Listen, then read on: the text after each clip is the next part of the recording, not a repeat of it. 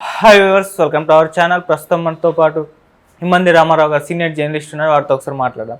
Sir నమస్కారం. నమస్తే అండి. సార్ ఇవాళ ఎప్పుడెప్పుడు అని ఎదురు చూస్తున్న ప్రభాస్ గారి కల్కి మూవీ రిలీజ్ అవ్వడం మనం చూస్తున్నాం సార్. చాలా ఎక్స్పెక్టేషన్స్ ఉన్నాయి ఈ సినిమా పైన. సో మరి ఎక్స్పెక్టేషన్స్ రీచ్ అయిందా? ప్రేక్షకుల్ని సినిమా అట్రాక్ట్ చేయడంలో సక్సెస్ అయిందా? స్టోరీ ఏ విధంగా ఉంది? మీ రివ్యూ ఏంటి సార్ ఈ సినిమా పైన? నా రివ్యూ సినిమా ఎక్స్పెక్టేషన్స్ని మించి ఉంది. ఎందుకంటే మనం డైరెక్టర్ మీద ముందు మనకి పెద్ద నమ్మకం లేదు. ఎందుకంటే అంత భారీ చిత్రాలు ఇప్పుడంటే మహానడి తర్వాత ఆయన పేరు అందరికీ తెలిసింది. అంత భారీ చిత్రాన్ని హ్యాండిల్ చేయడం, ముఖ్యంగా ఆల్ ఇండియా స్టార్స్ కదా వాళ్ళు. అమితాబ్ బచ్చన్ కానీ, కమల్ హాసన్ కానీ, ప్రభాస్ కానీ, ఇంటర్నేషనల్ స్టార్స్. వాళ్ళు చాలా చక్కగా ఉపయోగించుకున్నాడు. ఒక మాటలో చెప్పాలంటే రాజమౌళి తర్వాత ఆ తరహా చిత్రాలు తీయడంలో రాజమౌళిని ఒకసారి తలపెంప చేశాడు. ఇంకటి పాన్ ఇండియా సినిమాలు తీయగలడని ఇంకోసారి నిరూపించుకున్నాడు. ఇది అంటే సింహళం కల్కి తాలూకు పూర్వకథకి వెళ్ళినట్టయితే సింహళ భాగంలో అంటే శ్రీలంక పద్మావతి అమ్మగారు పుట్టారని, దశావతారాల తర్వాత కల్కి అవతారం వస్తుంది కదా, దానికి నాంది ఇది. అది ఎప్పుడు 2080లో ఎప్పుడో వస్తుంది కదా, దానికి నాంది అప్పుడు ఎలా ఉంటుంది పరిస్థితులు అనేది ఊహించుకొని చాలా బాగా కథ అల్లుకున్నాడు. అశ్వత్థామ పాత్రలో ఈయన అమితాబ్ బచ్చన్ ఆయనతో చేసేదే ఉంది. కానీ గొప్ప విషయం ఏంటంటే డైరెక్టరు అశ్వత్థామ అంటే అమితాబ్ బచ్చన్కి తర్వాత ప్రభాస్ భైరవ వీళ్ళిద్దరికీ మధ్య ఫైట్ పెట్టడం రోరింగ్ రెస్పాన్స్. తర్వాత ఈ సినిమా మొదట్లో కొంచెం కథని చెప్తూ సెకండ్ హాఫ్లో మాత్రం చాలా అసలు బ్రిస్క్గా ప్యాక్డ్గా ఐడియల్గా సాగింది కథ. అందువలన ఆ సినిమా చూసే వాళ్ళకి ఏంటంటే ఒక వింత ప్రపంచంలో అడుగు పెట్టినట్టే ఉంటుంది. ఇది ఇంకొక విధంగా చెప్పాలంటే తెలుగు సినిమా చూసినట్టు ఉండదు. ఈ క్యారెక్టర్లు, వాళ్ళ మేకప్, వాళ్ళ తాలూకు పోకడ, ఆ బ్యాక్గ్రౌండ్ మ్యూజిక్ ఇవన్నీ కూడా కథకి ఫుల్ఫిల్నెస్ ఇచ్చాయి. పాత్రలు ప్రతి ఒక్కరు కూడా ప్రభాస్ చాలా బాగా యాక్ట్ చేశాడు. దాని కంపేర్ టు బాహుబలి దీంట్లో చాలా బాగా యాక్ట్ చేశాడు. అందులో ఒక అందమైన రాజకుమారుల్లా కనిపించాడు, కానీ ఇందులో అలా కాదు, క్యారెక్టర్కి తగ్గట్టుగా భైరవ్లా కనిపించాడు. భైరవ్ ఉంటే ఎలా ఉంటాడు, అది ఇంకొక ప్రాంత వారసుడిగా కమల్ హాసన్ కనిపించాడు. ముగ్గురు చాలా పాత్రల్లో పరకాయ ప్రవేశం చేశారే అని అనిపిస్తుంది ఆ సినిమాకి వెళ్ళినట్టయితే. తర్వాత కొత్తవాడైనా మ్యూజిక్ డైరెక్టు అంటే సన్నివేశాలకు తగ్గ థీమ్ మ్యూజిక్, ముగ్గురికి 3 మ్యూజిక్లు. ఆ క్యారెక్టర్లు వస్తుంటుంటే మనకి ఈ క్యారెక్టర్ ఇది అని తెలిసిపోయే విధంగా ప్రయత్నం చేశాడు.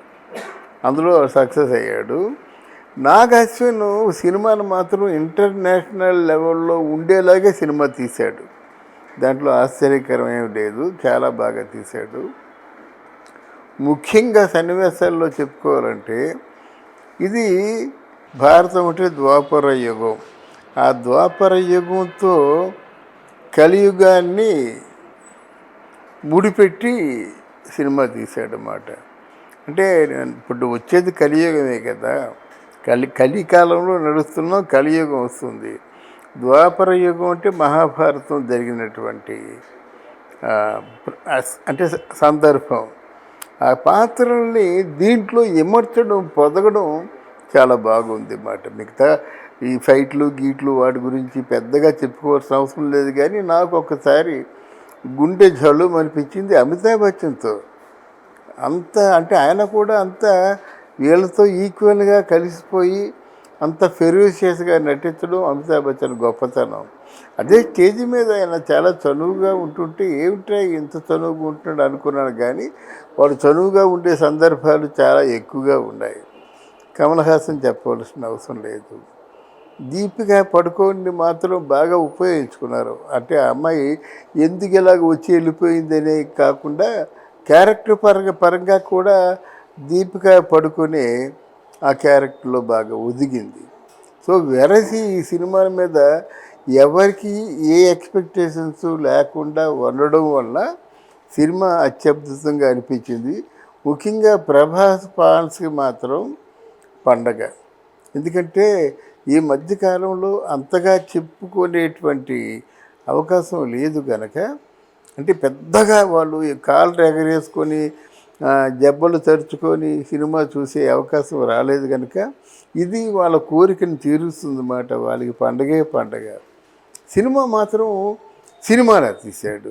అంటే హీరోకి ఎక్కువ సన్నివేశాలు ఉండడం, ఫస్ట్ షాట్ నుంచి లాస్ట్ వరకు హీరోయే కనిపించడం కాకుండా ఒక కథ, ఆ కథలో కొన్ని పాత్రలు, ఆ పాత్రలకు ఉన్న ఔచిత్యం, ఇది ఎక్కడ చెడగొట్టకుండా తీశాడు కనుక వీళ్ళందరికంటే నా దృష్టిలో మెయిన్ హీరో నాగ్ అశ్విన్ అవుతాడు. నాగ్ అశ్విన్ హ్యాండిల్ చేసే తీరు మాత్రం చాలా అసలు అంటే బాగా అంటే ఆ ఎపిక్స్కి కంపేర్ చేయడం, అన్వయించడం ఎక్కడ తేడాగా లేదు. అంటే కథలోంచి ఎక్కడ సందర్భంలోంచి జారిపోలేదు, సందర్భంలోంచి ఇమిడిపోయేలాగే జాగ్రత్త పడ్డాడు. ఇది కేవలం క్రియేటర్ తాలూకు పని, అది మిగతా వాళ్ళు ఎవరు చేయలేరు అన్నమాట.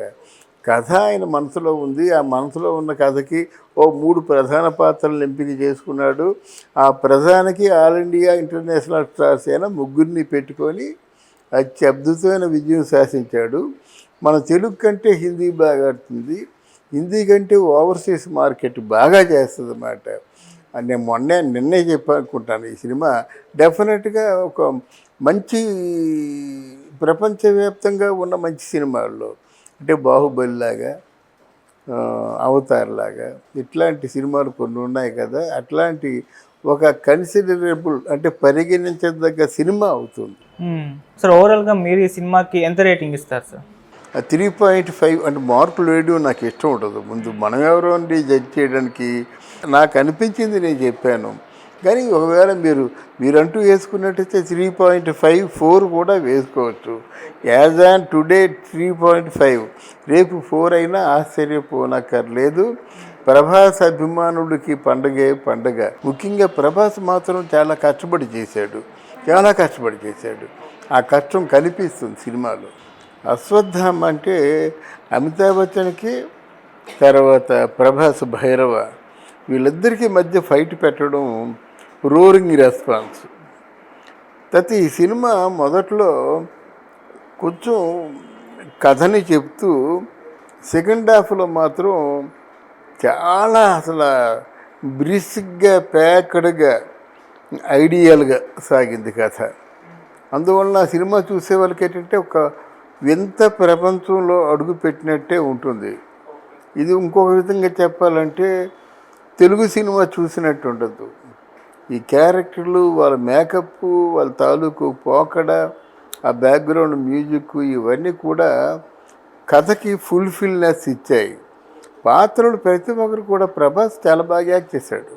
దాని కంపేర్ టు బాహుబలి దీంట్లో చాలా బాగా యాక్ట్ చేశాడు. అందులో ఒక అందమైన రాజకుమారుల్లా కనిపించాడు, కానీ ఇందులో అలా కాదు, క్యారెక్టర్కి తగ్గట్టుగా భైరవులా కనిపించాడు. Okay sir. అందుకు ప్రభాస్ కష్టపడి చేశాడు కనుక ఆయన తాలూకు ఆ ప్రయత్నం అంతా కూడా దిగ్విజయంగా సాగుతుంది ముందు.